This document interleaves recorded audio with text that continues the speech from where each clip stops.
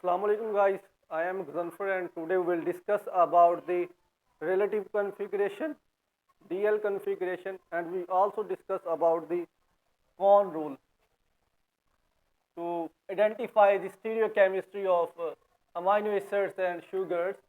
So we use a relative configuration for the identification of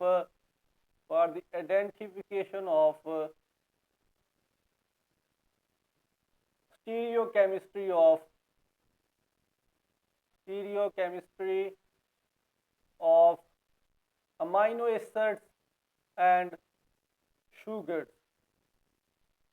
The most important point for assigning the DL configuration to any chiral compound is that penultimate carbon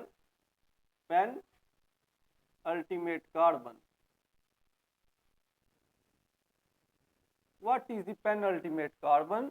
The carbon which is above the ultimate carbon. In this molecule we can see that this carbon is called penultimate carbon. First step is the identification of the penultimate carbon. If the OH group in case of sugar is present on right side of the penultimate carbon, then we assign it as D configuration, and if the OH group is present on left side of the penultimate carbon, then we assign it as L configuration. So I write here, if OH group in case of sugars and NH2 group in case of amino acids, in case of sugars are present on right side of penultimate carbon,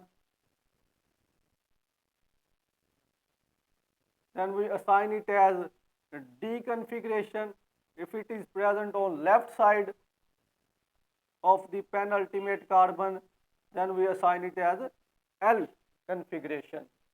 The first example we can see that this is our chiral carbon and it is a glass aldehyde, and how we assign it is as DL glass aldehyde or L glass aldehyde.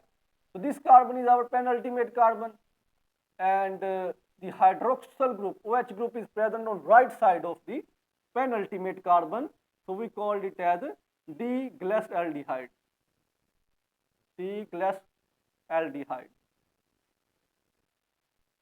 In this molecule we can see that this is our penultimate carbon and this OH group is present on left side of the penultimate carbon, so we assign it as L glass aldehyde.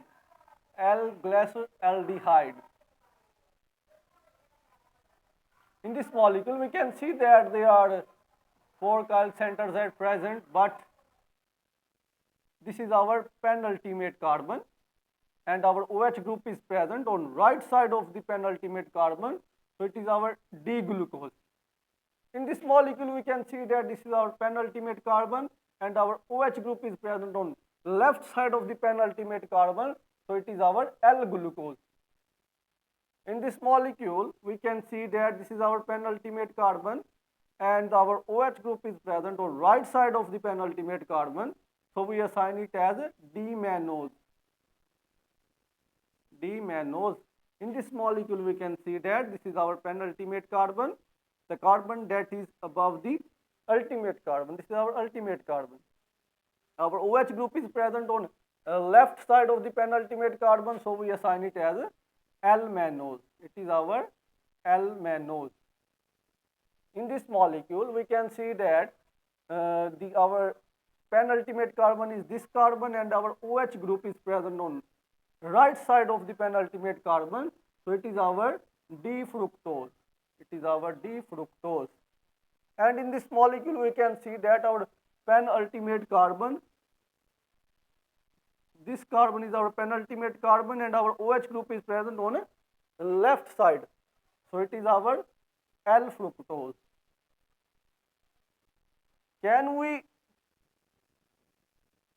place this CH2OH group at top position and C double bond O group at bottom position? No. The rule is that the most oxidized most oxidized carbon is at top position and least oxidized carbon at bottom position. When we draw the Fischer projection of sugars, we follow this rule. The most oxidized carbon is at the top position and the least oxidized carbon at the bottom position. So in this molecule we can see that this is the most oxidized carbon, this is the most oxidized carbon, and this is the least oxidized carbon. Our most oxidized carbon is present at the top position and our least oxidized carbon is present at the bottom position in Fischer projection. And in this case we can see that this is our penultimate carbon and our OH group is present on right side of the penultimate carbon. So it is our D-xylose. It is our D-xylose. In this molecule we can see that this is our penultimate carbon and our OH group is present on left side of the penultimate carbon. So it is our L-xylose. It is our L-xylose, and we can see that at the top position the more oxidized carbon is present and at the bottom position the least oxidized carbon is present. So this is all about the relative configuration or DL configuration for sugars.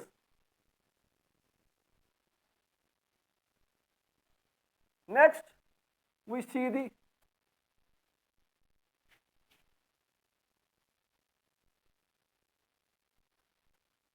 stereochemistry of amino acids. The same rule is used for the identification of stereochemistry of amino acids. If the NH2 group is present on right side of the penultimate carbon, then we assign it as D. If NH2 group is present on left side of the penultimate carbon, then we assign it as L.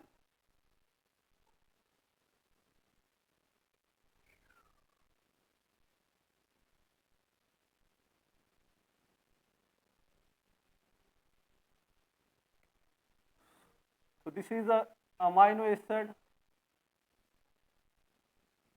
Fischer projection formula of alanine,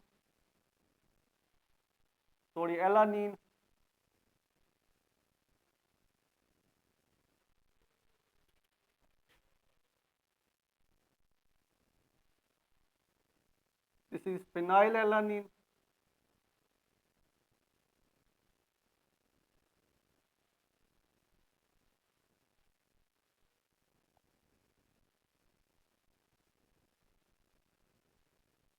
this is our serine amino acid,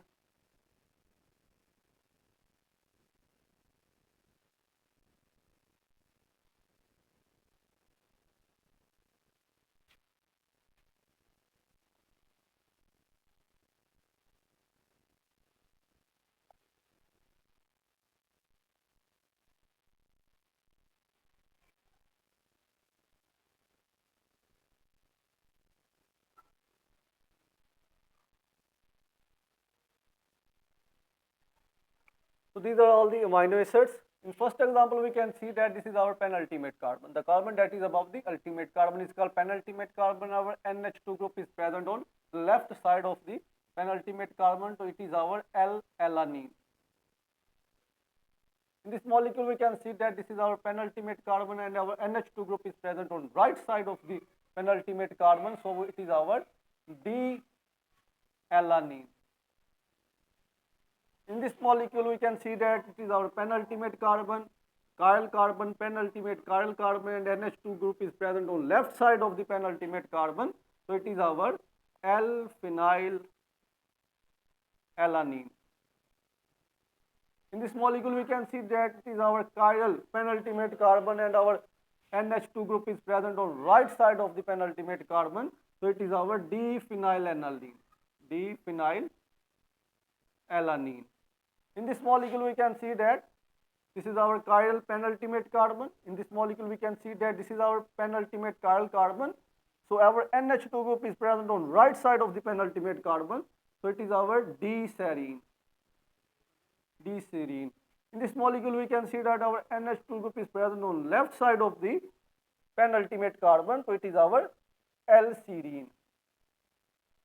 In this molecule, we can see that this is our penultimate chiral carbon, and this is our NH2 group that is present on left side of the penultimate carbon. So it is our L-cysteine. In this molecule, we can see that this is our penultimate chiral carbon, and our NH2 group is present on right side of the penultimate penultimate carbon. So it is our D-cysteine. It is our D-cysteine.